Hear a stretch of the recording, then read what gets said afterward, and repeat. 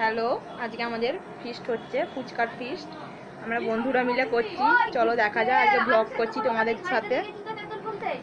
প্রথমে আমরা আলু সেদ্ধ করে নেব। আলুগুলো ভালো করে ধুয়ে এই জলের মধ্যে দিয়ে দিয়েছি। সব আলুগুলো পরপর ধুয়ে নিতে হবে। এই যে আমাদের ফুচকা। এবার এখানে নিয়েছি লেবু কেটে নিয়েছি জলটা তৈরি করার জন্য। তেঁতুল জলটা ভালো করে গুলছি তেঁতুল দিয়ে, তারপর লেবু দিয়েছি, একটু নুন দিয়েছি, একটু ধনে গুঁড়ো দিয়েছি আর 5 রকম ভাজা মশলা দিয়েছি।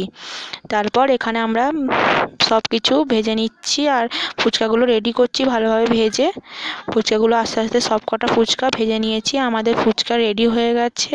এবার আমরা আলুটাকে তৈরি করে নিচ্ছি। আলুটা তৈরি করার জন্য নুন দিয়েছি, কাঁচা লঙ্কা দিয়েছি, লেবু দিয়েছি, ছোলা দিয়েছি, মশলা দিয়েছি, ধনে গুঁড়ো দিয়েছি, নুন দিয়েছি পরিমাণ মতো এবং সব কিছু দিয়ে ভালো করে মশলাটা তৈরি করে নিচ্ছি। আমরা শসাও দিয়েছি, শসাটা কেটে তার মধ্যে ভালো করে মাখিয়ে নিয়েছি।